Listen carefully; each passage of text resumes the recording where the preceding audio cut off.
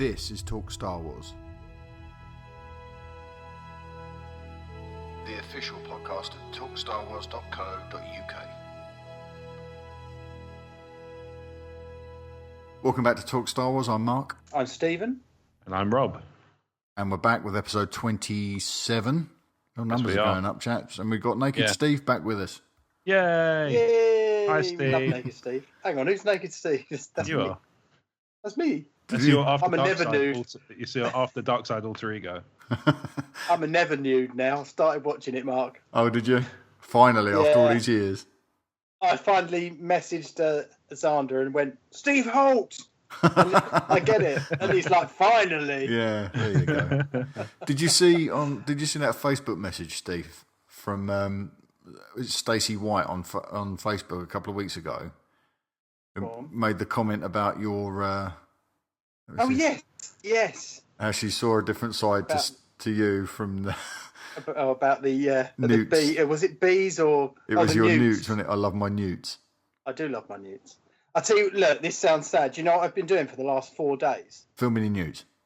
I saved a load of frog spawn and I put it in my micro pond, which is next to a patio which gets red hot in the sun, and it's been sunny here for the last few days. Oh no. And all the frogs have finally metamorphosized into jumpy frogs.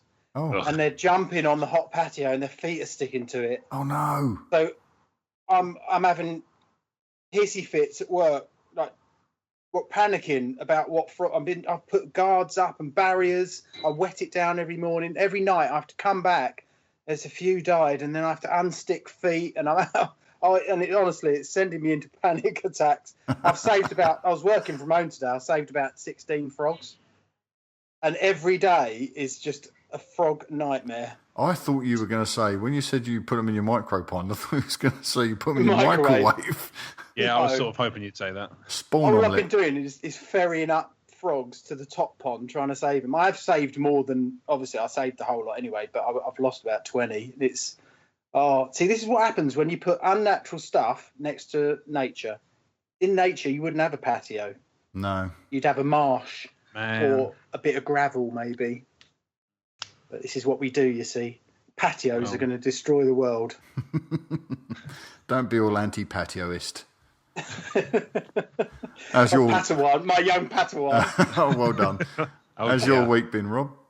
Yeah, it's been all right, mate. Thank you. Yeah, it's been not too bad. I've been, just kind of tired, but that's pretty standard for me. That's all these late nights, late recording sessions. That must be it. I'm just so busy on my media empire that you just don't get time to rest. Media empire. Now, Rob. You what? I have a media empire now. A couple of thousand views on your videos, and you got delusions of grandeur, Steve. Yeah, I've reached the giddy heights of 175 subscribers. Whoopee-doo. Oh, that's good. Oh, what was it we were saying, Mark, last time, Steve, after he left? He was like, 175 subscribers, great. And I'm just like, I've got 17. Yeah. Well, bathing it's hard in his to sell success. Insects. I love and yet, you've got more subscribers than me, Steve. This is what I'm saying. Yeah, but I've been doing it for 5 years on YouTube now. All right, fair point. I've done mine less than a year, so, and also like 85% of my traffic comes from non-subscribers, so. Yeah, exactly. They should just subscribe. It's easier. They right? should. It'd be better and hit for the them. thumbs up button. I've started putting that in my videos now. Please, all mine's for charity as well. Like, I need people. I've not even saved an acre of rainforest yet with the money. Not even close. Not even a fifth. That's the spirit. Yeah.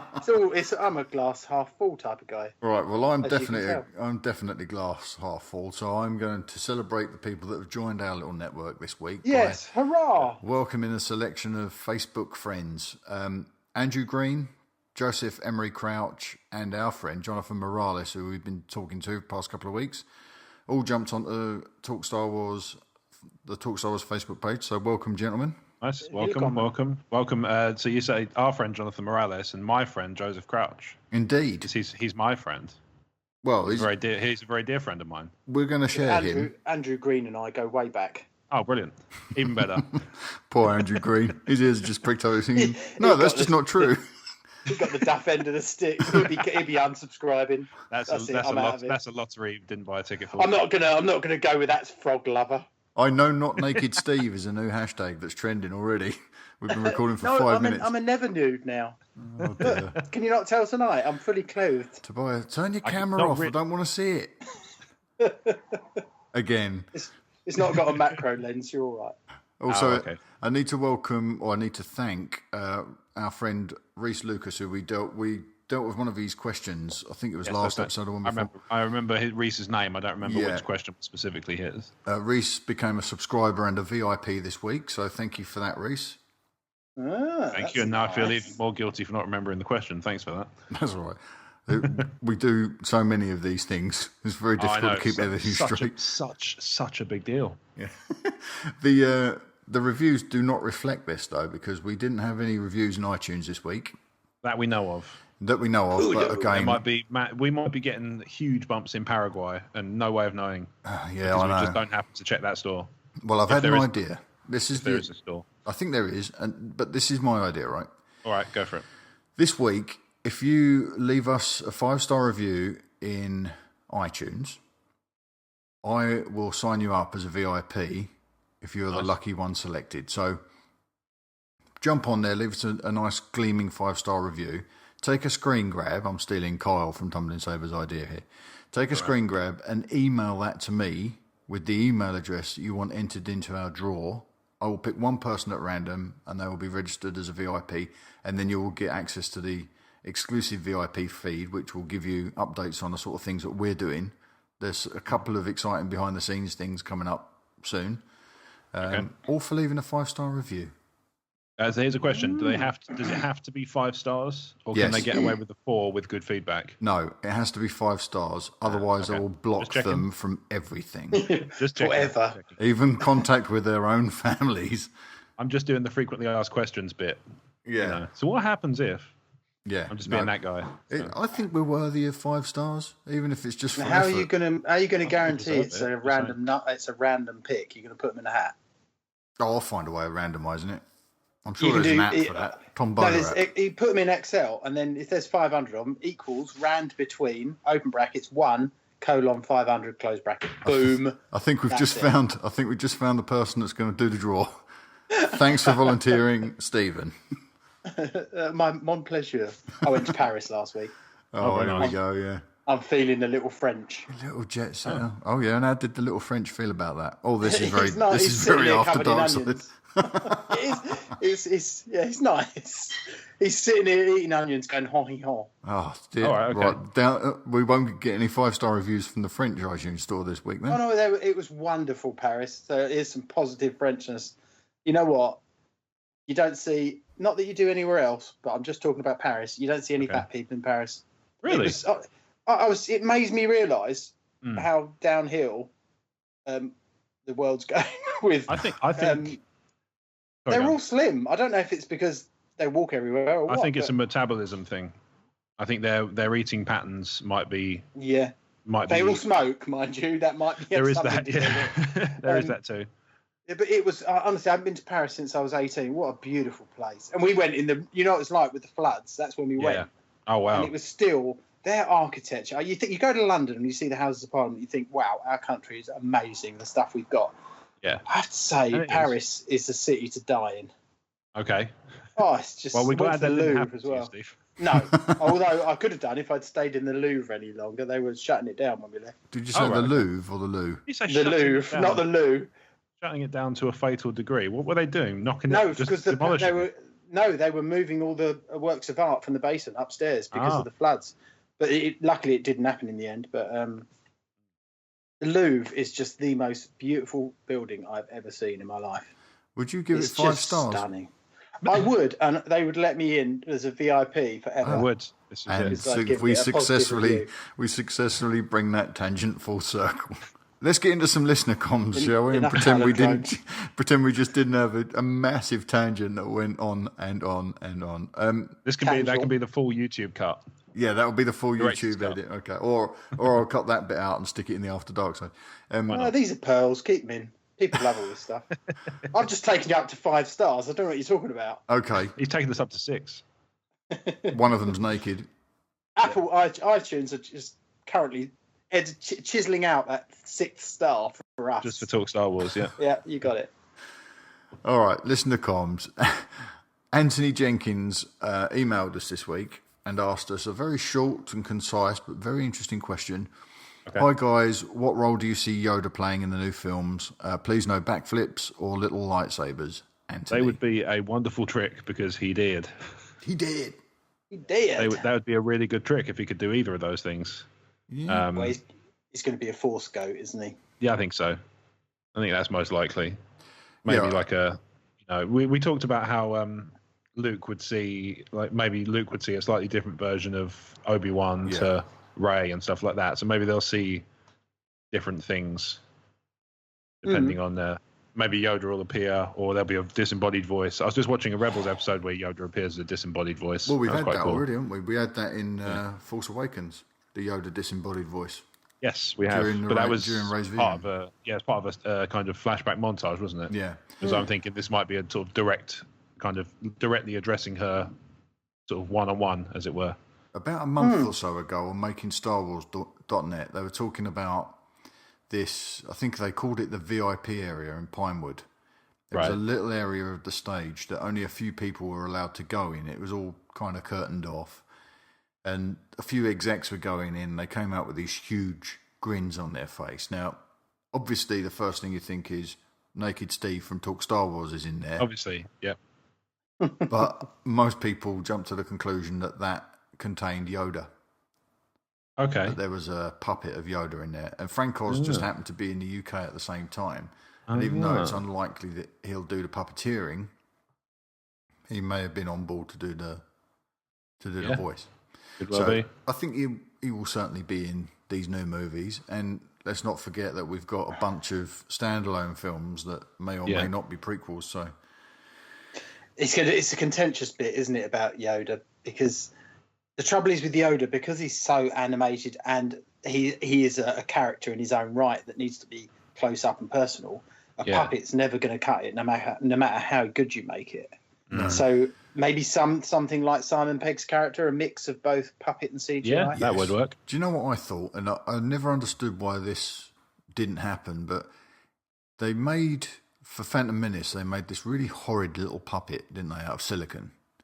It was an absolutely repellent little thing. And then they replaced it with a CG version that, if you watch some of the making of documentaries, had an absolute nightmare in episode 2. An absolute nightmare animating this thing the way George wanted it animated.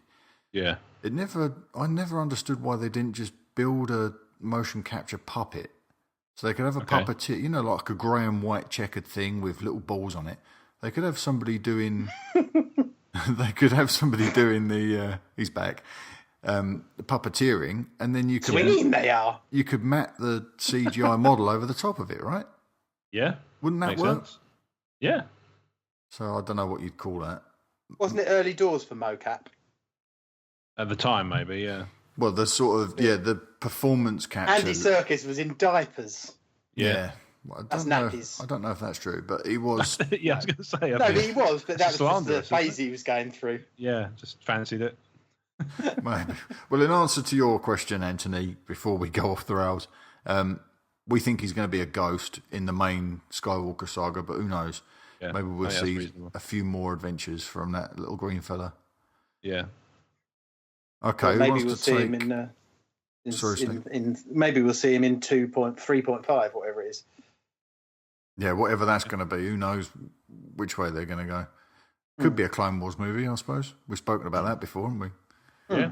So, Jonathan Morales via Twitter says, "Hey Mark, thanks for the podcast. Shout outs, appreciate it. No problem. And for the record, I don't like the prequels. Yay! Save for the last part of episode 3. That is right up to the point where Vader screams no or no gate. That bit is done. Yeah. You mentioned no gate. Anyhow, saw this theory on Reddit and feel it might be spot on given the rumoured leaks from episode 8 where Rey struggles with does not want to kill Kylo per Luke's orders.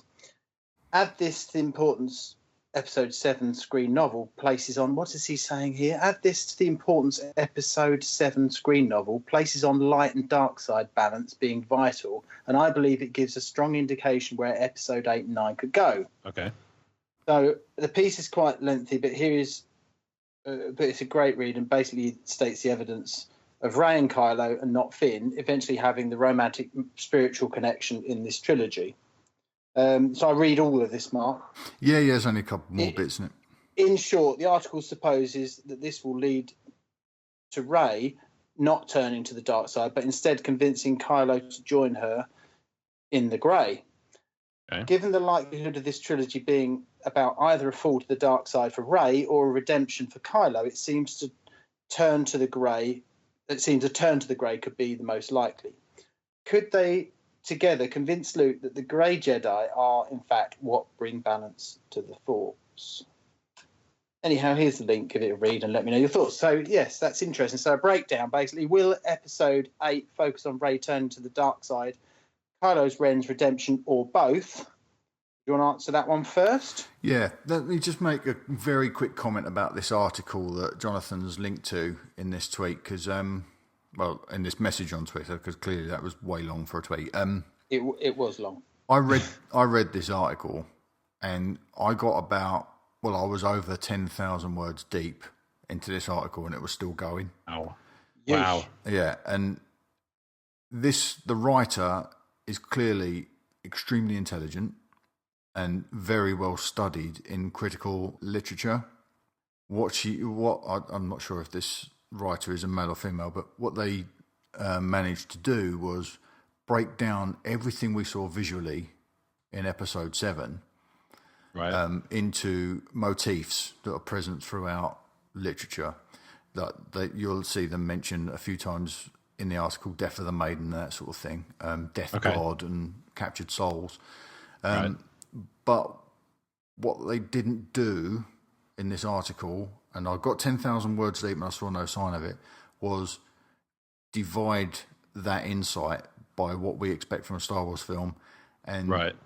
My feeling is on the subject of Rey and Kylo having a romantic connection, it fundamentally goes against everything they've done to establish Rey as a character. But what I'll do is I'll stick the link to this article in the blog post that goes along with this podcast so people can read it.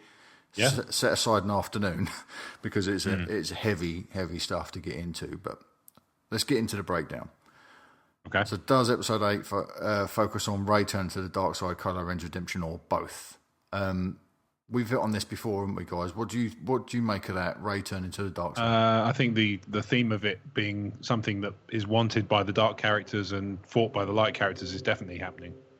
I think like you talked about how you see kind of elements of the dark in her and her aggression and things like that, which is actually why I don't think she would struggle to kill Kylo Ren. Yeah. In terms of, I don't think there would be that turmoil. I think the problem would be stopping her. You know, rather than trying to convince her to do it, I think it's the opposite. I think you'd have to struggle to stop her, and I think that's the more important theme for the films: is can she be she's obviously powerful, where for whatever reason we're eventually, I'm sure, going to find out. Is that power going to be too? Is basically, we've never seen Luke try and teach on screen before. Mm-hmm. There's Legends books that do it. He has a mixed success, but and obviously we know that he has mixed success in behind the scenes because of what ends up sort of happening to the Academy and with Kylo. Yeah, exactly. So we know that he was probably doing all right with the others. He probably maybe didn't teach them a lot of defense, but we know that he's had mixed success here as well. So that this is the first time we'll on screen be subject to is he an effective teacher, and can he keep her in check, bearing in mind that she's still getting used to all this power. Yeah, I think that's more important. Yeah, that's interesting. Steve, Rey going to the dark side? I don't think either of those things are going to happen. I don't think we've seen Kylo even though he killed his father. That was the start of his journey. I don't think we've seen him get even slightly dark yet. I think Rey is not even just about to start her training, so she's not, or complete her training. Yeah. So I don't think we're quite there yet. Maybe episode 9. Yeah, I'd predict the dark side turn for Rey at the end of this trilogy, and the next trilogy opening with her as the villain. That's okay. That's what I've kind of said from the start. Okay. But that's with the proviso that I'm quite happy to be wrong, because I don't want to follow a character all the way through. It'll be Anakin's story again.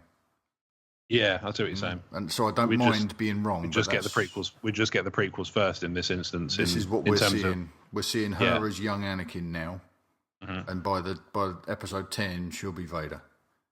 Okay, that'd be interesting. That would be my prediction. The only thing that troubles me there is Kylo Ren's redemption. I think you've got to really be a clever writer to bring that guy back now. Yeah, I think so. After killing the person we all love more than anything. Yeah, I can't see it. He needs to be reprehensible. It'll be a very shallow redemption. Yeah, I think he has to be reprehensible because that's what we're going to think of him no matter what anyway. Yeah. I can't. We've spoken about this at length. I can't see them trying to rinse repeat on the previous films. I really hope they're a bit more strong and adventurous than that. I hope if they can rinse repeat themes. They can rinse repeat themes without rinse repeating exact stuff, can't they? How those beats play out. Yeah. We talked about how they could send Knights of Ren out to the various systems to try and find Rey and Luke, and it would mirror the probe droids from Empire, but not directly kind of be the same thing. It would kind of echo them, but not parallel them directly. All right, let's get to point 2 of the breakdown. Okay. Does balance mean the grey? As we've we suggested previously that Luke might be a nexus in the Force, a balance of both light and dark. Okay. Is that what Jonathan mentioned, the grey, as in equal parts light and dark? Do we think that's what Luke is already? Because Jonathan's question seems to suggest that he's not, that he's going to be a more traditional light side Jedi. I actually think he probably will be. And maybe it's more about him trying to awaken that grey in Rey. Mm-hmm. I mean, maybe I'm saying that he's going to try and stop Rey from using the dark side, but maybe his job is more to kind of to give her balance, to be able to allow her to kind of temper it and to dip into it whenever she feels so inclined. Dip into the dark side whenever she feels so inclined. Yeah, because I mean, they could always bring back something similar to the Potentium theory in this new trilogy. I mean, that one seems like a bit of an obscure expanded universe thing to work from, but we really can't be sure at this point. No, we saw Luke use the dark to his advantage in Jedi, didn't we? But yeah, exactly. I don't know whether she's going to wander that close to the edge. I'm not sure. Steve, do you think Luke's already balanced? Or do you think he's going to be like one of these Jedi from the prequels? Yeah, I honestly don't know about Luke. It's such a, at the moment, so out of the loop. Yeah. I can't really draw where he's going to go. I know we've kind of made these lines before, and we've drawn these lines with Luke, but I don't know. I really don't know. I'm on the fence with Luke. I think the only thing I think they've got a nice, clear palette to go anywhere with him. Well, now you've mentioned palette, let's consider how the thematic tones in a Star Wars movie are usually communicated through the visual design. And the writer of this article very astutely points out that the bad guys are always deep, dark, and black, and then you've got Luke and Rey. They parallel each other, and their costume designs are very white, or a stand-in for white, as she puts in her article. Mm-hmm. If you look at Luke, the only thing we've got to go on with Luke is at the end of The Force Awakens, and he's very much dressed in grey. Yeah. It's not the rich brown of Obi-Wan's cloak, and it's not the dark, threatening black of Count Dooku, not yet at least. Yeah. I wonder if there's a visual statement being made. Could well be. Yeah. Okay, part 3 of the breakdown. Will Rey and Kylo develop a spiritual/romantic connection? No. No, I don't think. No, God, I hope not. I think you'd be very lucky if she hasn't lopped his head off by the end of the second film. Yeah. It's just, like I said, she hates him. Yeah. Yeah, I can't see it at all. Dislikes him intensely. The writer of this article, and it is an extraordinary article, went to great pains to sort of draw a parallel between the way Rey is treated by Kylo Ren, draw a parallel to Death of the Maiden, and that she was symbolically carried over the threshold and all this sort of stuff. And it all said to me, and this is what I meant earlier when I said she didn't divide the article by what we expect from a Star Wars movie. Star Wars isn't overtly sexual. No. But it does use, clearly here, it does use gender dynamics to its advantage. Right. So you've got Rey, who's this petite, fragile woman, albeit a very strong-willed woman. Physically, she's very petite, and he's very big and dominating. And that you can see where they took in the article where they extrapolated that out to the extreme. Yeah. And the problem is, I think that to me, it rang very true of these modern Harlequin romances like Twilight, where you'd have the strong female woman that would then diminish her character in the extreme before the male love interest. I don't think, after building such a wonderful female character, I don't think that the creators of these new Star Wars films are going to diminish her in that way. And it would diminish her character to have her suddenly fall head over heels for Kylo.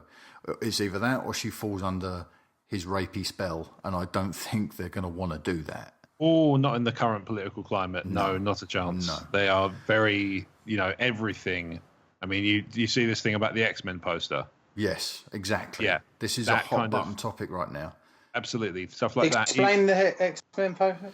So to give you a quick overview, there was a poster that did the rounds for X-Men Apocalypse. I'm not sure whether it was a standalone poster or a series of posters, but it had Apocalypse with his hand around Mystique's throat. He was lifting her off the ground. It was a billboard. It was a really huge billboard in LA somewhere. Yeah. And a lot of people took umbrage with that because it's put across a particularly but I mean, I have my very complex theories, my very complex thoughts on that, which I'm happy to explain after Darkside. But in general, stuff like that is very much, like you said, Mark, a hot button topic. It's on people's radars, certainly Disney's. Yeah. Because obviously Rey. So I think it's definitely something they're very conscious of. She is, and now, I think they're very right to do so. That's from it. Yeah, Rey is now an icon for young women, and to diminish her character in that way and have her into some sort of romantic relationship with this big dominating villain, I think broadcasts completely the wrong message. Now, that's not to say that they couldn't have some sort of element of sympathy or pity, compassion, which is central to a Jedi's way, right? Yeah, we learn that in the films. Feeling some compassion for him by the end of the trilogy, entirely plausible, and actually would kind of, like you said, fit in well with some of the themes. But I think full-blown romance is an absolute pipe dream in this case. Yeah, that would bring Star Wars down to Twilight levels of Harlequin romance, and diminish Rey's character. And I think if this movie is guilty of anything, it's using gender dynamics as a shortcut. Whereas if Rey could very well have been a guy in that movie. They didn't feminize her. There's nothing acutely feminine about that character the way it's written, right? She's just a strong character, happens to be a woman. Yeah. If they'd have put a guy in that position, they couldn't have used the gender dynamics. They'd have had to have found a way to have Kylo dominate that character differently. Maybe in a fight, that sort of thing. Maybe in a fight, but even the way he picks her up and carries her, the only thing they've done there is they've utilised gender dynamics to get the right tone for what they're trying to achieve, which is her losing to Kylo. It doesn't need to be overtly sexual. I don't see a romantic relationship. As much as I don't see a redemption for Kylo, I think that there are things that might, at this point, be too much of a push for an audience to accept. But Jonathan, thanks for the link. Yes. And like I say, it's in the show notes. If you want to go and have a read, it's well worth your time, even though it does skew a little bit close to young adult for my taste, some of the conclusions. But Rob, did you want to take Kyle's email? Yeah, sure. So Kyle at Tumbling Saber sent this one. He sent this one to you with me in CC'd, right?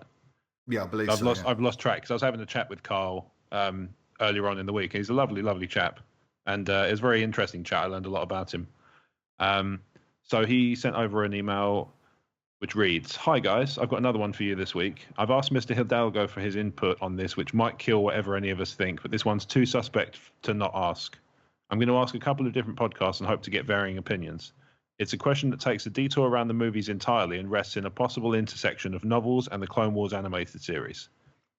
If you recall the very first episode of Clone Wars, Ryloth was in dire straits and Jedi Master Imogen Die? Yes. Was the one on the surface trying to hold off the Separatist army long enough for Republic relief supplies to arrive. Fast forward to Bloodline, and the target of Leia and Castafoe's investigation is Rin Rivin Die. Both Jedi Master Die and Rin Rivin Die are of the Nikto species. Both see action on Ryloth. I know that decades separate the two, and that Master Die being on Ryloth has more to do with being assigned there rather than choosing to be there. But unless Die is the Nikto version of Smith, I have to think there's something there, no? Have at it, gents. Cheers, Kyle." So breaking this down, is there a connection between Rin Rivin Die in Bloodline and Jedi Master Die from the Clone Wars animated TV show? Okay. What do we think? Well, I've put some notes in there because I jumped on and did a little bit of research when I'd read Carl's email just to get my head around it, because I'm not overly familiar with the Clone Wars TV show. I can tell that Steve... I'm completely out of this. You're probably out of your depth there a little bit, aren't you? Completely out of it. Rob, let's start with you. Okay. I'm going to throw you under this particular bantha. Absolutely fine. Go for it. Right. So we know that when it comes to the Force, there are characters who exhibit the qualities of it and benefit from it kind of subtly and benignly without being able to influence it directly. Rin Rivin Die in Bloodline strikes me as somebody who would have made use of opportunity, luck, obviously, skill and cunning as well. But there could easily be an element of the Force in there, kind of invisibly guiding his actions. So I think it's entirely plausible that he is descended or related to Imogen Die. So yeah, that's my answer. I think it's entirely possible that he's maybe a descendant with some sort of diluted Force sensitivity that kind of allows him to be, maybe to see opportunities that others might think were too big a risk or something like that, and build up his excuse me, and to build up his network of sort of criminal contacts and stuff. Yeah. By taking risks that others might not see the value in, because he knows something they don't without really understanding why. So for me, that's entirely plausible. Yeah, it's a bit like we said previously about how Han's probably using the Force and not knowing it, and that's how he gets so lucky with the stuff that he gets away with. Okay, well, I'm not going to dodge this bullet completely, although it's very tempting to just bail out because I'm not as conversant in... I've seen the Clone Wars, but I didn't really dig it, and I didn't really absorb much of it. I've heard Mull of Kintyre by the Beatles guy, Paul McCartney. Is that anything to do with this whatsoever? There's nothing to do with it, mate. Right, okay, all right. Well, no, I'm definitely out. I can see why you got there, though. Yeah, these notes I made, I put in there that Dave Filoni revealed that Imogen Die was named... his name was designed to sound like the phrase, "I'm gonna die." No, stop mulligan-tiring everything. I'm talking about silly from the first one, the one everyone hates. I can't have his name because I've had it. Yes, I've had it genetically removed from my brain. But that sounds like something he would say. Well, am I gonna die? Am I gonna die? Yeah, I think that's the idea. So the best I can come up with here, that I think the name is probably common in Nikto culture. Okay. And that's why they've used it again. Or as with Dave Filoni's design of Imogen Die's name, it's designed to broadcast the character's fate. I wonder if Rin Rivin Die's name was designed for the same purpose in Bloodline, so that we subtly realise that he's gonna bite by the end of the story. Maybe, yeah. But I really don't know. It could just be one of those things where Pablo just chose a name and said he used that because it will It's start a really poor heated name, debate. isn't it? What, I'm gonna die? Oh, it's awful, isn't it? It's one of those puns that kind of makes you quite feel cheesy. Yeah, makes you feel dirty, doesn't it? And not in a good way. There's very few puns that do that for me. Yeah. Kyle, I think you succeeded in stumping me there, old chap, just simply because I spend so little time with the Clone Wars. I wasn't even aware of that character. I had managed to forget it completely. Didn't know the name, but yeah. So that was awesome then. We really, really did well there. How'd it go? Yeah, we had Fantastic. No, I think... We're all bloody useless. Yeah, no, I think you did. I think you did really well, Rob. I took the Wikipedia way out. Oh, I thought you was going to say, I think you did really well, Stephen, with the Mulligan tyre. No, you did not. You did nothing. You contributed nothing to that conversation. You're going to have to leave his discussion from earlier on about everything about the garden stuff in, just so he's got something to contribute. That's really all I've got. Steve, why not read this? Did you see the links between Frog Legs and Paris? I've just made it. Oh, there you go. That's it. I've achieved everything. You've hit Utopia. Mark. Level up. Yeah, I have. Utopia. Yeah. Steve, do you want to take this first? We got 2 emails from Connor this week. This one was written with Leo. Did you want to take that, Steve? Yes, certainly. Hello, gents. I've just finished listening to another podcast. Feels like what? Is he listening to somebody else? Apparently so. I don't know. I want to go on. He goes on with guilt, so it's okay. Yeah, it feels like I'm cheating on you. Well, you are. If it feels that way, Connor, that's probably because you are. And they said that Disney was unhappy with Gareth Edwards' cut of the movie. It was too much like a war movie and had a very dark tone. As we are hearing, the finish of the film is just up to 10 minutes before start of episode 4. Yeah, so there's obviously some continuity issues with it being so dark. He also goes on to say, we all know that episode 4 isn't dark in tone, so it would seem quite jarring in that respect. Agreed. This is understandable, as it seems like Rogue One is a prologue to episode 4. My question to you is, the teaser, we've all seen it, and we all loved the tone of it. We certainly did. Do you think that some of it, not all of it, is now on the cutting room floor, and we're in for a different film? I would be very surprised if, much to your disappointment, there was no news trailer at Celebration. That would be a disappointment, wouldn't it? I hope I'm wrong, but 8 weeks of picks-ups, there's not much time for a new trailer to be done. I think we'll see one at the end of August. Don't know why then, but it seems more likely. Do you want me to jump straight in with this? Yeah, go for it. I read somebody made that accusation about there was a 40% rewrite or something, wasn't there? And they laughed and said, if you think we could rewrite 40% before August and get it all in all our ducks in a row, you're having a laugh, basically. I don't think this is anywhere near as bad as what they, what people are making out. We spoke about it last week, Steve, and we kind of said the same thing. It's not. This isn't a negative thing at all. No, it's normal. It's not alarm bells. No. Yeah, they're saying sorry, go. No, go on, mate. Just a quick one. I was talking to the aforementioned Joe Crouch yesterday about it, and he sent me an article, and they're sort of alleging that not only are the reshoots a substantial amount of the film, but the guy who's been brought in to consult on the reshoots is practically directing those reshoots himself rather than. So Tony Gilroy. Sorry. Tony Gilroy. Yeah, I think so. Yeah, rather than Gareth Edwards, it's more Tony Gilroy's production. These reshoots. Now, that may be the case, but at the same time, I imagine the director has probably got a fair bit of stuff to do in the run up to a film. So it's entirely possible he's just picking up those things to kind of take the slack off. Give Gareth Edwards some slack. Yeah, but it's second unit stuff by the sounds of things that Tony Gilroy's involved with.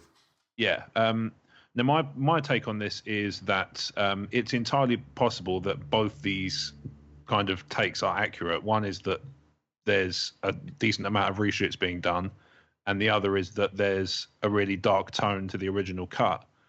It's entirely possible that in the quest to make something gritty, they made something that had no levity whatsoever.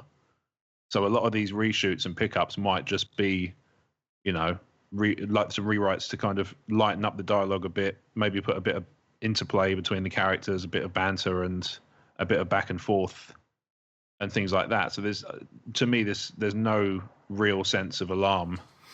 No. If they're not worried, I'm not. Yeah, I agree. I totally agree with you. I think that there's probably tonally the introduction of some levity and some humour. That's probably why there's another writer on board. The fact that Tony Gilroy might be involved in some second unit directing doesn't concern me. Star Wars in '77 had 3 units at one point. I know Robert Watts directed a bunch of third unit stuff like the droids, mostly the animatronic droids, like R2D2s going from 2-leg to 3-leg and back and all that sort of stuff. Yeah. I'm still not concerned. And Steve, the 40% number, I think some of what I was hearing last week was that a lot of that was the making use of the 32 sets they're building to replace some of the CGI heavy scenes.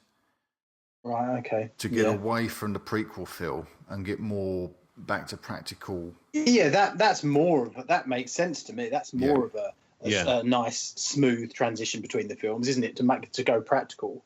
Yeah, exactly. I think so. I mean, really, there's even more of an onus on episode 3.5, as I call it, to be practical than there is episode 7. Yeah, absolutely. Yeah, absolutely. Because it does need to hand off neatly to A New Hope. But having said that, if it did have a darker tone, I don't know if I'd have a problem with it. Because episode 4 handed over to Empire Strikes Back without any problems, and it was a tonal shift. Yeah. And it is a war film, isn't it? It is a war film. They are all under. They're in deep doo-doo, aren't they? Let's be honest. What the situation they're in, and this won't end well. Not for all of them. So did they answer the question? Sorry, Mark. Did they answer the question also with some information regarding the fact that the rebels aren't necessarily good in it either? I read in the last week. I've read something about that the guy said don't expect any good and it'd be obvious which side's good and which side's bad, because at this point you'll see good in the Empire and bad in the rebels too.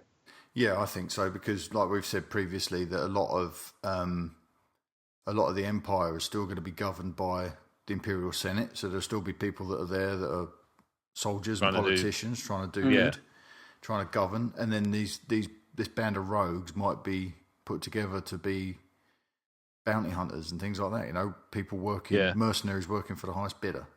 Absolutely, there could be people who are just in it for the money and don't care about the job and don't care about the. Like Han Solo originally was supposed to be, wasn't he? Exactly. In A New Hope, he was just in it for the money. He wasn't in it for, wasn't in it for a rebellion. Yeah. I think the bottom line is here that you've got all these different outlets, like this podcast that Connor's blatantly cheating on us with. They're dealing with the same information we are. They don't have any more of an insight into this than we do, and they're drawing different conclusions to the conclusions we're drawing. I think a lot of the time it depends on 2 things. Your outlook going into these things. We're Star Wars fans. We're very positive and we've got a lot of faith in what they're doing. And there are people out there, I'm not suggesting some podcast is doing this, but there are a lot of people out there that are thinking, I want to see Star Wars fail. Is this the start of it? And then the second thing is you've got these clickbait sites. People that just they know that the negative spin is going to get more reads than a positive spin. Even just the discussion of negativity will generate more discussion. Will generate more discussion than enthusiasm. Yeah, it's like if you put a headline out that a dog bites man, that's going to get so many reads. But you put a headline out, man bites dog, and it's going to quadruple. Yeah, I mean, YouTube's replete with clickbait. It's ridiculous. Oh, totally. Yeah. Oh, it gets on my nerves. It really does. And it's being utilised right now. So you don't see me putting, frogs tries to hump leg. You'll never believe what happens next. Yeah, that's the whole thing, isn't it? Yeah. Steve's top 10 frogs. Number 6 will shock you.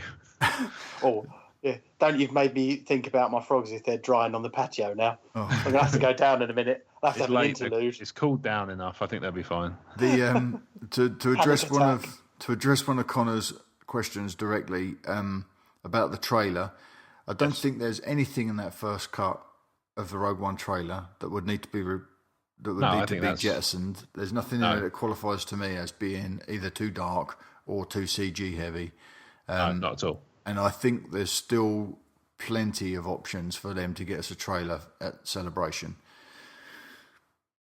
I think back a couple of years ago to Comic-Con, and Guardians of the Galaxy had a sizzle reel to show us, and they've been shooting for 2 weeks. Yeah. I mean, also, there's no reason why they have to show you a trailer that is the cinematic trailer. They could easily show you a sort of one of those behind the scenes. Do you remember the one they did for Force Awakens? Yes, fantastic. That was really which was good. all about JJ's love for the original trilogy and all the actors' experiences of Star Wars and stuff. So there's no reason why they couldn't do something similar with Rogue One. Yeah. Show that at Celebration with new footage in it, and then do the proper cinematic trailer nearer the film's release. I'm going to put my neck on the line. We are definitely going to see a trailer. Yeah, I would be surprised if we don't. Yeah, I would be surprised if we don't. I'm going to say you're definitely going to see you're going to see new footage of the film, but I won't be so bold as to say that it's definitely going to be a trailer. I think actually, the more I think about it, the more a kind of behind the scenes one with new footage seems more plausible. Yeah. Well, do you know what I think it's going to be? I think it's going to be all the new Jar Jar Binks footage that they've shot. It's going to where they've made him the central character, and Jin's role has been marginalised. Oh, here's a great thought. What if the one who turns the Death Star plans over to the Rogues is Jar Jar? How conflicted will the fans feel when he becomes a pivotal part of the original trilogy and one that you have to root for? You know that character. You know that character in the cloak that kneels in front of the Bacta tank. Oh my god, Jar Jar Binks. Okay, I'm not going to go that far. Right. No, I think it's that would be no gate. That's our own no gate. I think it's more likely to be WWE superstar John Cena, and even that's a absolute fallacy. Okay, so we have a second part of the Connor's Corner, and this one does feature Leo. Hang on. No, that one, the last one featured Leo. The last one featured Leo. This is without Leo, even though the header still says Connor's Corner featuring Leo. Because he's still in our hearts. Yeah. Let's just do even that. Though Leo's off watching the other one. Yeah, that's it. He's off catching up with he's got their backlog to go through. Right. Good day, gents. I hope you're all well and enjoying the fine weather we're having at the moment. Funny we say that we read this today when it's been chucking it down the last couple of days where I've been working. After listening to this week's show and your discussion on Vader's helmet, I had to give it a bit of a pause there for Steve because Hang on, did I miss the whole helmet episode? You did. You missed a large discussion. You missed it. You missed a long discussion about helmets. Yeah. So many for now. I went back to watch episode 7, telling the wife it was for research again. Oh, I love that excuse. I noticed when Kylo removes his mask for Rey, he drops it onto what looks like ashes. Are these the ashes of Vader's funeral pyre? And if they are, how did he get them? As always, we look forward to hearing your thoughts on this and all other listener comms, which are getting more and more with each passing week, which is brilliant. Love that the guys at Tumbling Saber are getting involved also. It makes for a truly great listen every week, and it is something I, and judging by Twitter alone, the other fans are really liking. Have a great weekend, and as ever, keep up the great work. Oh, here we go. Connor, and no Leo this week. This one's all mine. He's off bullseyeing want rats or something. And as always, may the force be with you.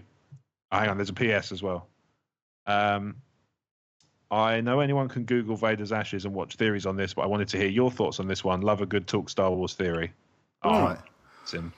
That is interesting, isn't it? Because I've seen those ashes 100 times and never really thought about them. Okay, yeah. So let's start there then, Steve. What's your first thought about that? Because I have something on this subject. Well, I imagine from a physics point of view, that the helmet would have been covered in ashes and probably full of ash, so it could have tipped out when they took the helmet away from the pyre. That's true. Because there's a fair amount, so that's another question. But I mean, just because they're ash, it must be from the pyre in some way. Because otherwise he's got a nice clean helmet and he's thought, I need to make a little, nice little, whatever you call it here, a little display. Montage. Yeah, and let's make some ash and chuck it down and put the helmet on it. He wouldn't do that. It's got to be part and parcel with the helmet. Yeah. Rob? Let me think on this one. Do yours and I'll come back. You sure? Hang on. Let me think. Do you want me to fill in with the dirty helmet pun? No. See, my Stay thing from the is, dark side. are you going to get the kind of urban legends about vets is that if you have your animal cremated, you don't necessarily just get your animal, you get whatever's in, whatever's not been swept out properly. Yeah. Do you reckon that Kylo Ren's is a mix of Cats? Darth Vader, Steven Catering, An Ewok. Yeah, an Ewok, just a random Ewok, a bit of ATST, Oh, instruction manuals for the ATST, because obviously Chewie had to learn somewhere. Yeah. Yeah. So my thoughts on this is, it seems unusually tidy for somebody to be able to retrieve ashes from a funeral pyre. Although I hadn't thought of it from the point of view of what Steve said about the helmet storing some. So actually, that's interesting. And would the armor kind of be how airtight was some of that stuff? Because I mean, we know the helmet's airtight because you hear it as it goes on his head. It goes funk. Yeah. So That's a we great know that. sound effect. That's all right, isn't it? I've been practicing. Was that you, Rob? I thought it was Steve. No, it was Rob. It's brilliant. Yeah, it's me. Yeah, I know. Every now and then, Mark, you just ask for something from me, like voiceover wise. You know what's coming next week. I'm constantly practicing. I'm constantly. I've been, just non-stop. Can't stop the thonk. All right. Do you want to know what this really is? Because I can tell you for sure. Oh, okay. That's not Vader's ashes. Okay. Thanks for ruining it. JJ's actually commented on it because that was the first thing I thought as well was, all right. Oh, he's got the helmet. Clearly, he's gone and got his ashes as well. And it made sense to me that when he took his helmet and mask off and he plopped it down in those ashes, he knew that when he put that back on, he's going to be breathing in Vader. And I was thinking he's topping up his midichlorians and all that sort of stuff. Yeah. But JJ came out and said, no, it's not Vader's ashes. Oh, I know what it is, Mark. Is it where he's been using joss sticks and hanging them out of the teeth of the mask? So many that it's built up an ash pile. Yeah. He's a bit too old to be into joss sticks, isn't he? That's in the deleted. Well, it's a long time ago, and it's true. Just when they came out and they were all the rage. And no, it's the ashes of the people that he's tortured and killed. Oh, nice. Okay. Which makes makes nice. Oh, cheerful. Which makes and Kylo here's us saying he wasn't even darker. enough. Yeah, no, exactly. Yeah. And that scene was filmed separately to be something else, to be another part of the film. So they cut that in when he took off the helmet to address Rey. Yeah. They cut that of him dropping his helmet into the ashes. They cut that scene in, which is why you don't see it again. Just to make use of it and to make that scene more interesting, I think. Yeah, what I mean is, was the original plan to cover that somewhere? Yes, it was going to be in like his private quarters, which is where he talks to the Vader mask. Yes, but if you look when he's in that scene with Rey, you don't see that fire pit with the ashes in there when he's walking around talking to her. So it actually doesn't really fit very well, although it looks fantastic and it's really cool. So it could be Steve from Catering. It probably is Steve Cameron. Yeah, I think so. That'll teach him. Yep. No relation to our Steve. Pickle juice with no lumps, and he got lumps. That is a really interesting schoolboy error thing, though. Wouldn't it have been good if that was Vader's ashes, though? That would have been cool. So that makes me wonder whether or not initially that was the intention, and then someone said, "No, leave that. We want to go." Yeah, but isn't it annoying that this is an Easter egg now? Because not out of intention, out of laziness. Like, because everyone's naturally going to assume that's Vader's ashes. His helmet's sitting on it. Yeah. Like, but explain that to the audience then, that he's been going off burning his victims, and that's brilliant. That's a really good angle. Makes why not we know about that? Yeah, I agree. Well, then I can understand why he killed his dad. Once again, it's another small amount of exposition that would go a long way towards fleshing out a character. Yeah. And also, I'm going to say something a bit contentious here. Oh, here we go. This is why I don't think J.J. Abrams is that good a director. Don't tell the fans. Just don't tell the fans. Don't tell J.J. I honestly don't. I think he's all right. He's all right. Yeah, he's good. He's good. Right. He's perfectly fine. Is he brilliant? No way. He's had a very good run of luck. He did after Lost. He did in all fairness to him, he did a good job with Force Awakens because he had a very hard task there to deliver. And that's why I played it safe. To deliver a film like that. Maybe absolutely. He played it safe, but he had to. I think we all would have done that. We there's no other way to do it. Disney probably said, "Look, you're holding the business in your hands." Yeah, tread a couple of beats. Just kind of ring true for fans. Just kind of play with some nostalgia if you wouldn't mind. Yeah, hopefully. Super 8. Hello. Well, that's that, Connor. Hopefully. Mark hasn't ruined all your fun. Hopefully I haven't ruined everything. I mean, JJ said it, I didn't. I can see why you started looking around, Connor. It's not my fault. Yeah. No. But on that subject, everyone should listen to as many Star Wars podcasts as they can, but we should always be first port of call. Tumbling Saber should be second. Absolutely. Yep. And I just want to add that I would be a NAF director. I'm not one of these people that goes, he's a NAF director. What do I know? But I'm only saying it from my point of view, having watched a load of films. Mm-hmm. Do you know what I mean? No, it doesn't make your. I'm not in any way saying I could do it better because I doesn't make your opinion any less valid of what you think makes it. It's 1,000 times better than I am. It's just yeah. I have got some directors who I think are like demigods. James Cameron being one of them. Yeah, they are, in my opinion, on a different level. But I'm in no way berating J.J. Abrams for what he does. I'm a Fincher guy. I like Fincher a lot. Yeah, we spoke about this a couple of weeks ago, Rob, didn't we? We did, yeah. And we said that Fincher and James Cameron wouldn't be able to do a Star Wars film because they wouldn't be able to work within that framework. JJ managed to balance his corporate responsibilities with his artistic responsibilities and made a film. And they're not auteur movies anymore. They were when George made them, but now they're a big tentpole, mega budget blockbuster. And that's so. Go on, sorry, Rob, go on, you go. No, that's fine, mate. I was going to say that's so evident in the way Cameron's handling Avatar 2, 3, 4, and 5. It's ready when it's ready. Yeah. It's 3 billion. I don't care. Yeah, exactly. You want me to do it? This is how I do it. Yeah. That's the kind of director I think they're on the plateau all of their own. Yes, those directors. They don't answer to anyone. And kind of Peter Jackson was there for a while. I think he absolutely was. He's sort of fallen off a bit now, hasn't he? Because I think Hobbit was a poo.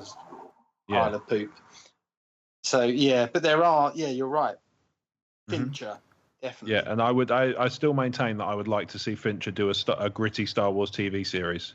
I think that'd be awesome. Yeah, so I still maintain that's I know, but I'd love to see that. I can see the interest in it. Yeah. Yes, certainly. I think the guy I always forget his name. Shawshank Green Mile, Walking Dead original series. Frank Darabont, another not so edgy, but still does what he intends. Yeah. Even with the ending of The Mist. He kind of went his own way with that, and then he showed King, and luckily he loved it. Yeah, but he didn't. He just went and did it, and I think he's a very good director too, but more mainstream. Mm-hmm. But, I think that's fair to say. Sorry, cool. Rob, carry on. That's fine, mate. I was my point was only about the fact I'd love to see a Fincher TV series, but like Mark said, I know it's not going to happen, but a man can dream. Yes, indeed. Yeah. Right, Steve, we started off the back of your recent Twitter poll where you asked everybody if they loved the prequels or not. I thought it might be interesting to do one every week. It went really quite badly for you. Yeah, depending on your point of view. And we had from a certain point of view. We ran a poll that ended last week, and we discussed the results last week. And I ran a poll, or we kicked the poll off in the show last week, and we'll do the same with next week's one. And I'm really surprised by the outcome. The question was, does Rey know that Luke Skywalker is Darth Vader's son? And how important will that knowledge be to her? That's a great question. Yeah, because it's not addressed in the movie, right? No. We don't know at any point that she's aware of Luke's heritage. No. Didn't they cover it in Luke's dialogue?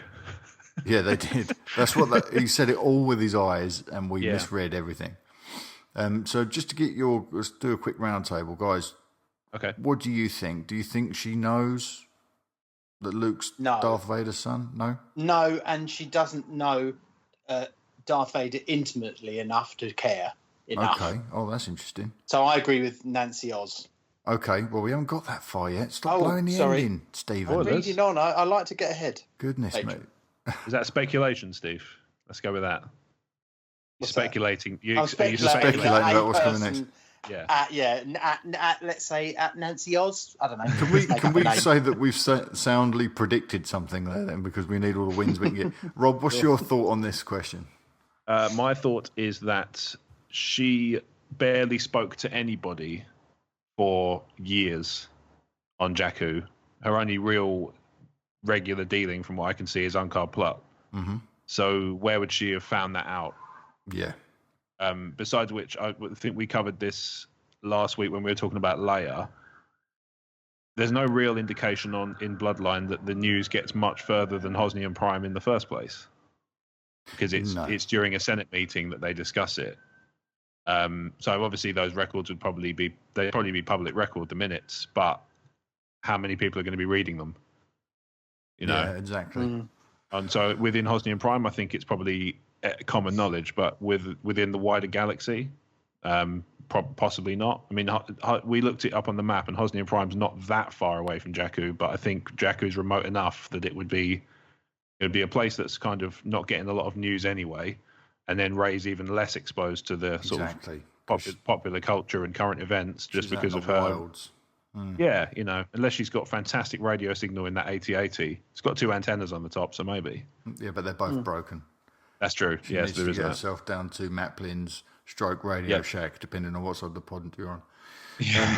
Well, this poll got all week. It was 50-50. Yep. And it only broke last time I checked, it was today. Okay. And it came out at 48% of those who voted said yes, she knows, and no, she doesn't care. And 52% said no, she doesn't know, but she will be devastated. Okay. Okay, so more the other way. That's interesting. Yeah, but what you picked up on there, Steve, was that Nancy O on Twitter, at Nancy Oz with 2 Zs, says... Oh my God, I just said that name. Yeah, I know, you're using a force. She thinks the real answer is no, but she won't care. Yeah, I agree with that. Yeah, I don't know. I think that it'll Why be would something... she care? Because she knows It was dark. The only way I think we can frame this right now is that she knows how important Vader was to Kylo, and she sees Kylo as the big bad. And so if she finds out that Luke was son of Darth Vader, that makes him relative to Kylo. Yeah, but she doesn't hate Leia, and Kylo's her son. Yeah, but she doesn't know that. She doesn't know that yet. No, they just had one little cuddle. Yeah, we don't know that she said. Oh yes, and Chewie got nothing. Yeah. Yeah, there you go. See, you remember now. Alex on Twitter as well. Alex Chelberg at Chelberg Alex said, "Bloodline is when it became public that Luke and Leia were Vader's kids. Yep. So would the news have reached Jakku in 5 years?" I don't think it would. Like I say, even if it would, I don't think she would have heard it. Yeah, and I think she's too cold. Do they not have Twitter on Jakku? And it would be like 26 words or whatever it is. Be like, look, I've got something to tell you. It's really important. Yeah, really important. Leia and Han's son is. Yeah, and then part 1 of 2. Yeah, and then you can't find part 2 of 2. Nobody's there. Somebody was a pain and didn't retweet the second part. at SW Kidcast said, "Does Rey even know who Vader is other than Kylo's idol?" So I guess this is going to be something that she's going to start to uncover in episode 8, isn't it? So unravel, if you will. All right. Well, look, I had an idea for a question this week based on what we were talking about earlier. Would you be okay with Rey / Kylo in a romantic storyline? So not, do you think it's going to happen or not, but would you be okay with it if it did? So I'm going to put out 3 options. I'm going to write this up now. Okay. Yes, I really want this. Hell no, not in my Star Wars, or I don't care. And that's going to be pinned to our profile page. All right. Get your votes in on that. All right, we've got some news on Star Wars Celebration. Steve, you and I might be able to go to Tatooine. Oh, okay. Yeah. HTC Vive and ILM X Lab will be demoing their, I think it's called Escape from Tatooine. I can't remember now. It's their immersive VR experience on one of those little headsets. So I've, as you see there, I've put in my little notes. I'm guessing Steve and I will be doing a very immersive long queue experience before we get to try that out. Can't we give them a few shout outs and then tell them we'll do it on our podcast if they give us front of queue access? We'll just waggle our lanyards in front of them, shall we? I'm going to need to take a chair because my leg goes numb after 5 minutes of standing. And not for any good reason. There you go. No. That's another thing you've learnt about Stephen on this week's episode. I have a very, very bad back. He's really opening up. Yeah, isn't he? Like a tauntaun. Unlike his limbs, which are shutting down. They are. You two are big fans of this VR stuff, aren't you? What do you think of this? I'm a skeptic. Yeah. Well, no, not so much a skeptic. I'm a tech enthusiast, but it's not my cup of tea personally. So I won't own one, but I think it's awesome. Yeah, I didn't think it looked very good graphically. And a friend of mine at work has actually picked up a Vive, and actually 2 people on my team at work have both picked up Vives. They run at about £800 each, so they've definitely hooked in a few people. Yeah. You have to have a really high computer. Apparently, it's brilliant. Yeah, you do. Yeah. All right. On that note, let's move away from our celebration talk and get onto a couple of Force Awakens bits. They're pretty tenuous. John Boyega announced this week that he will both produce and star in Pacific Rim 2. Oh. Yeah. How can he afford to do that? He's only done a couple of films, Attack the Block, and... He's launched his own production company. I mean, now awesome. He is... fair play. Yeah, he's one of the hottest... He just won Best Male Newcomer, didn't he? The Empire Awards, I think. Fair play to the guy. Plus, we don't know his background. He might have, before he became an actor, he might have had some success in business or something like that before that point. We don't really know.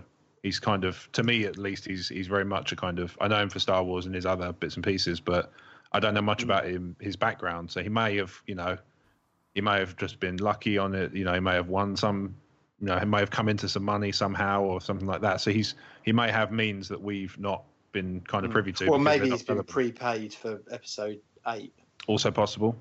Because I'm sure he's renegotiated his contract somewhat, unless he signed up for 3. Yeah, I'd imagine they've all reneged the new ones. I think they've all sort of done quite well out of this. Their salaries are pretty modest on The Force Awakens, by all accounts. Yeah. Well, either that or they're just they're going to bump them up now, knowing that the movie made mad money. They're going to be like, you've got a bonus then for that. They would have reneged it at the point where they said, actually, we're going to fluff your parts out because it was so good in the first one. Because that would have been a good point to renegotiate, wouldn't it? They are the future of this franchise as well, aren't they? So, but Pacific Rim 2, seriously, that's a bit of a precarious one to choose. Maybe. It wasn't that well received on account that it was a pile of doo-doo. Yeah, I didn't dig it Pacific Rim. No, I really enjoyed it, but it's another one that's like what were we talking about that being enjoyable cheese, like Demolition Man. Yeah, it's that same. No, I don't think it's. I totally agree with you on Demolition Man. Listen, I bowed out. Guilty pleasure. I bowed out of Pacific Rim, even though it had Idris Elba in it, and I love Idris Elba. Yeah. I just couldn't get on with it. Invest. No, but now John Boyega's in there, I will probably see this. Yeah. It might even make me watch the first one again, just so that I don't go into the second one completely ignorant. I'll tell you what annoyed me about Pacific Rim. I have to remove the word that I always say at the end of Pacific Rim because I keep biting my lip. I guess.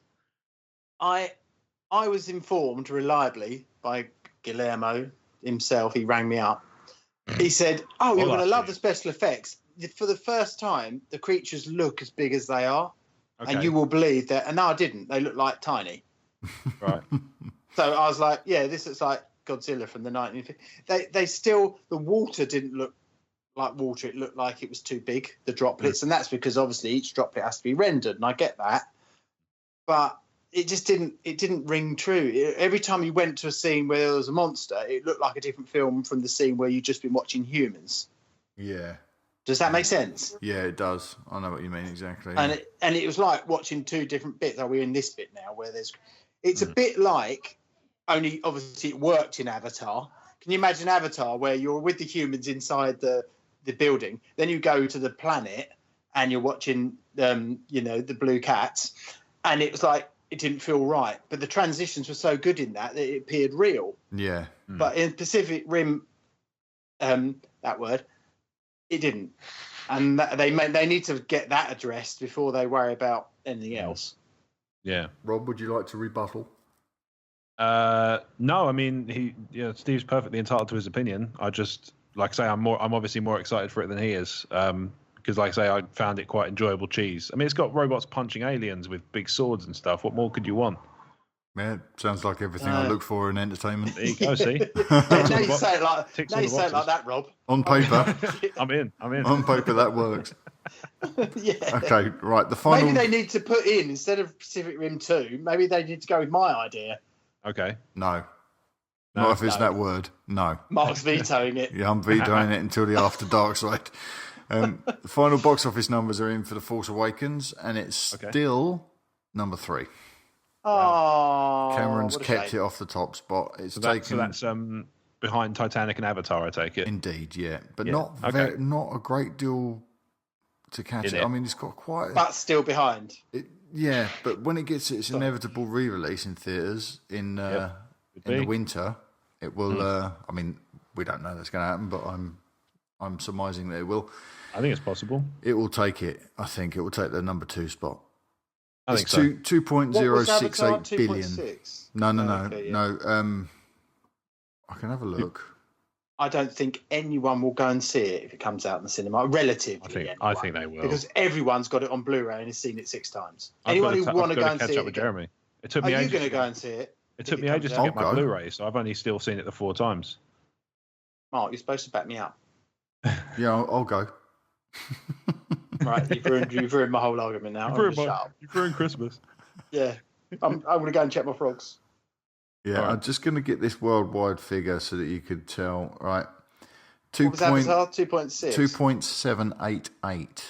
Wow. So there's no way it's gonna catch Avatar.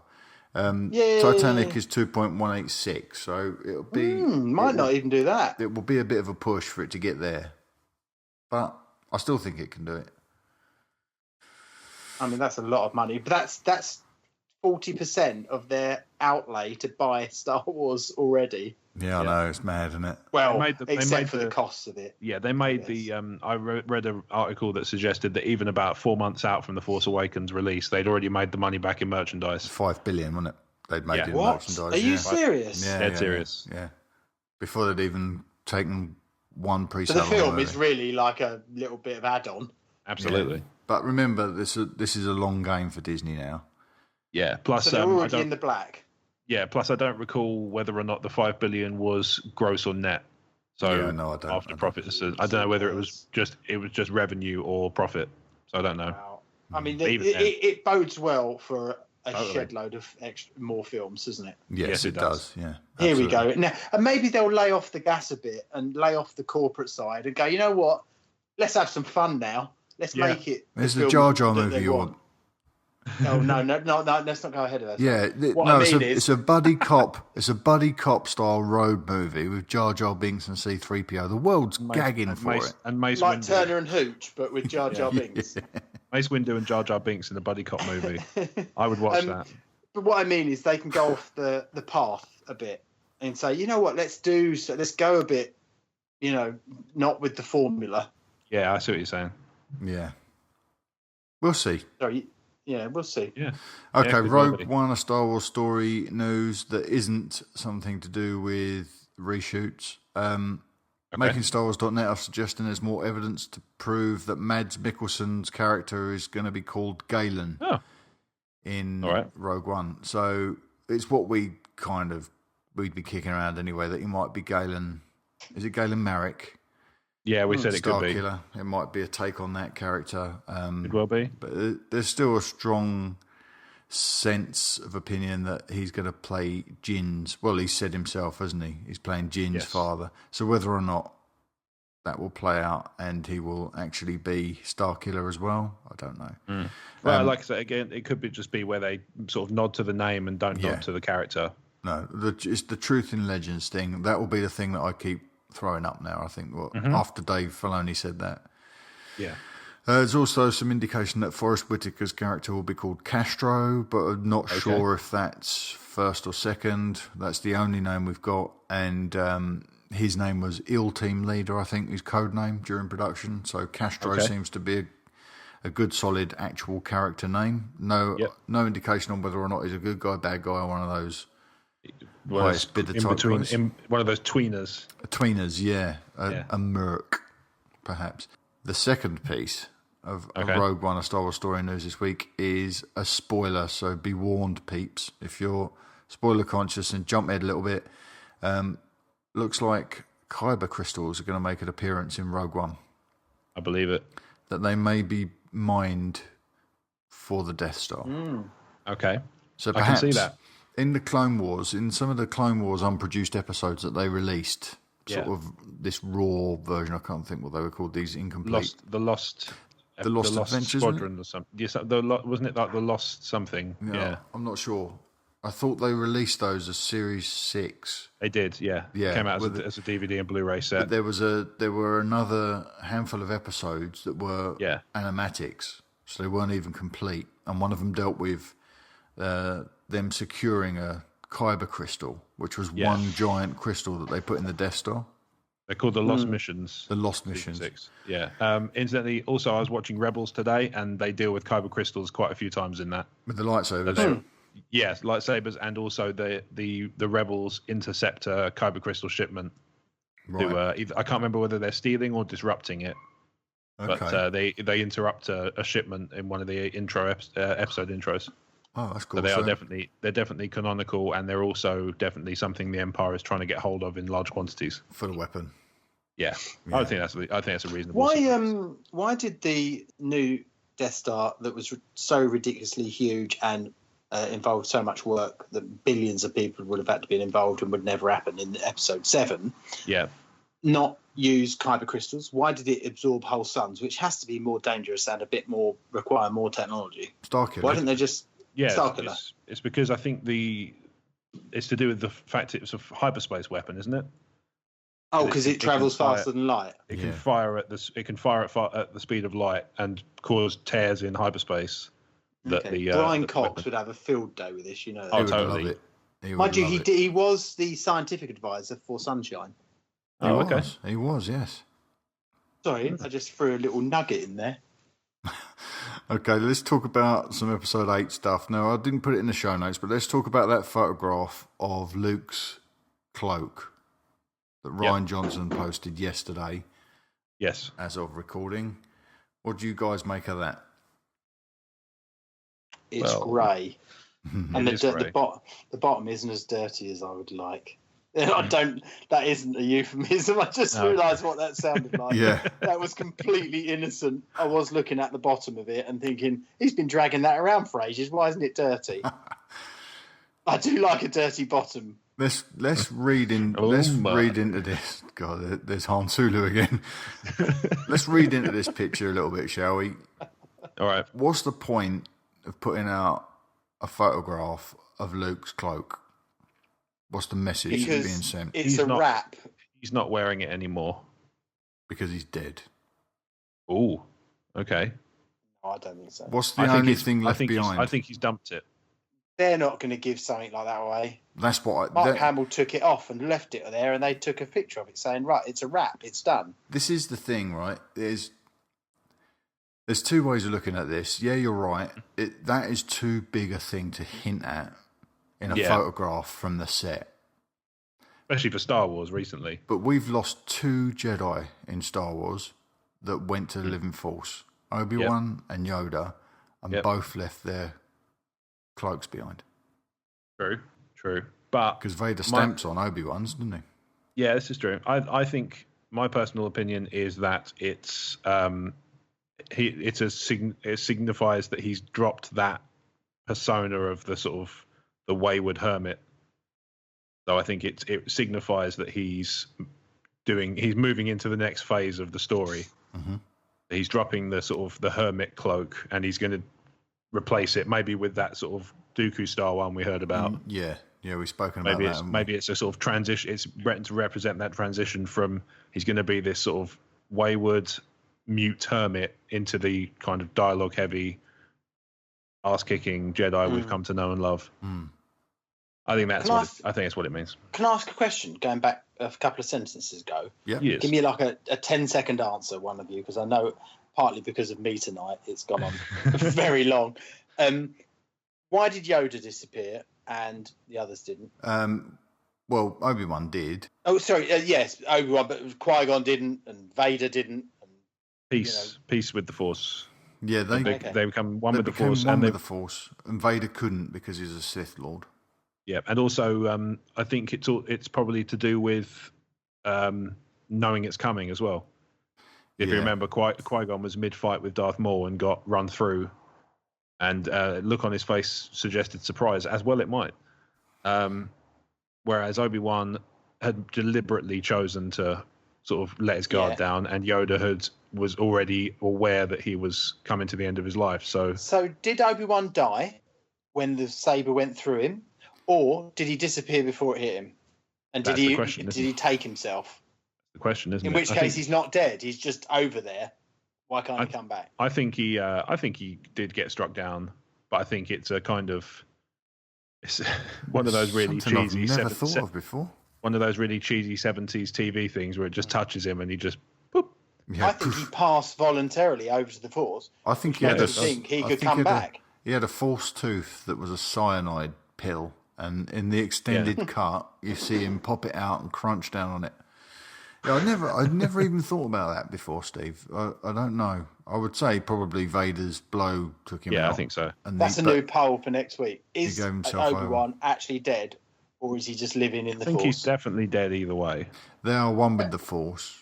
Yeah, but there is a bit disjointed, isn't it? The way Qui-Gon and Anakin both become one with the Force without going quite the same way. Yeah, that's interesting. I wonder if they'll do anything with that later on to clarify it. Yes, interesting. Yeah. Okay, so that's Luke's cloak. Last piece of news is also... I've got one more piece to add to it if you want. Oh, yeah, go on then, mate. I'm just reading an article about it now. It's about John Williams. Mm-hmm. So he received an AFI Lifetime Achievement Award, and he was asked about his profile by Variety, and he was asked about his upcoming plans. Yeah. He's beginning work on Ready Player One in November, and then next year expects to do the next Star Wars film. His quote is, "If I can do it, I certainly will. I told Kathy Kennedy I'm happy to do it, but the real reason is I didn't want anybody else writing music for Daisy Ridley." Oh, bless him. That's sweet, isn't it? Yeah. Oh, interesting. He's a genius. So we still haven't got we haven't got absolute confirmation, but that's but it seems more likely based on this. Yeah. That's good. Awesome. Yeah. Good catch, Rob. Yeah, thanks. Okay. Yes, well done. Spoiler for episode 8. So if potentially. This is potentially. This comes from makingstarwars.net and their track record's pretty good. MSW are reporting that Leia will use the Force in episode 8 to protect herself from an attack. Okay. We've heard previously that she gets attacked, and that takes her out of the movie for a little while. Yeah. No surprise there. No, but this will be the first time. They don't want the oldies in it at all, do they? Well, there is that. That seems to be the case. Yeah, blooming annoying, that is. But it'd be interesting to see her use the Force. We're the people they should be playing up to. Well, yeah. But don't you agree that? We're the people they should be pandering to, not, with the greatest respect, not the new generation, not just the new generation, I should say. It should be something that fits both, I think, yeah. Yeah, all we've had is Lost so far and no Luke. Well, Leia, Lost and no Luke. It doesn't say she's going to die. It's just take her away from centre stage for a little while and give Poe... Yeah. The way I understood it gives Poe something more to do.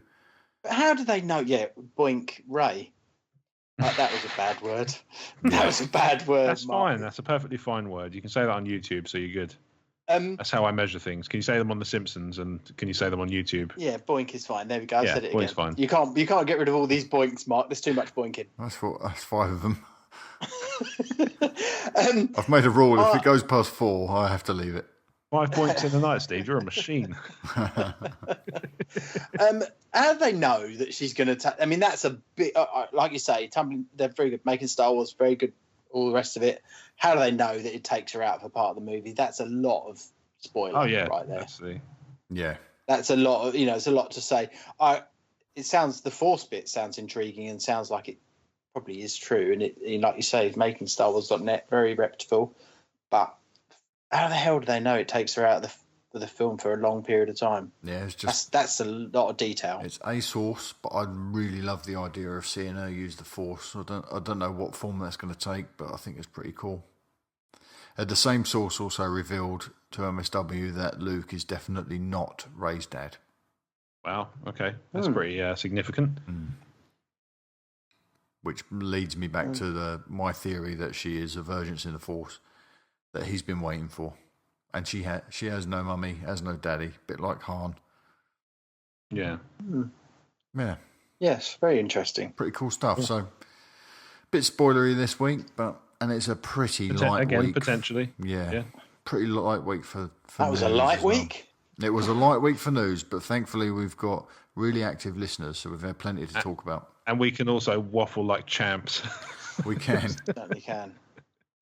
Okay, right. Should we wrap this up, gentlemen? Go for it. Okay. Thank you for listening to Talk Star Wars again this week. If you'd like to support what we do here, then head over to talkstarwars.co.uk/support, where you can become a TSW sponsor by giving as little as £1 per month securely via PayPal. When you do that now, you'll also be immediately whisked away to register as a VIP, and you'll get access to our exclusive feed. But failing that, you can also support us by liking and sharing everything we do on our social networks. On that subject, gentlemen, where can people find you between shows? Well, my one's a quick one. Mine's YouTube channel, Calastine, Calastein. We'd love to see you there. Subscribe, hit like on the videos. All the money goes to the World Land Trust for saving rainforest. Watch as many ads as you can. Thank you very much. Nice one, Steve. Rob? So I'm on Twitter at RobWadeVision. And my blog is emotionally14.com. I run it with a couple of friends. There's podcasts, there's a YouTube series, there's loads of YouTube series, there's videos everywhere. There's a written blog, there's videos on YouTube, there's podcasts. There's just the lot. With Twitter, if you find me on Twitter, you can find Emotionally14 because I tweet out about it all the time. So yeah, Rob Wade Vision on Twitter. I have just set up, although I haven't used it yet, I have set up a Twitch account for playing games as well, but I haven't done anything with it yet. So by the time this goes out, that probably won't have changed because I'm still really learning about what I can do with it. Cool. But in the not too distant future, I'm sure I'll do some sort of streaming thing, and I will obviously inform people via social media that that's going to happen at some point. So people can tune in and watch if they so wish. But I'll be playing the games anyway, whether people are watching or not. That's part of the fun. Of course. Yeah. Rob Wade Vision on Twitter and emotionally14.com. Awesome. You can find everything I do at talkstarwars.co.uk, and I'm on Twitter at talkstarwars. Don't forget to leave us a nice friendly review on iTunes if you haven't done so already, and don't forget this week, if you give us a 5-star review and email me a screen grab of that, I will register the lucky winner I select at random for the VIP feed. Thanks again for listening to episode 27. Can't believe it's already 27 of Talks. Catching up on my podcast, and they've been running for years. I know, we work so hard. I know. If they register for VIPs, Mark, I'll send a picture of me in my never nude cut off denim shorts. Yeah, that's worth the price of admission alone. Yeah, and pretty much exclusively that price. All right, thanks a lot, guys, and we'll see you next week. Cheers, Bye-bye. Guys. Bye. It's a wrap. It's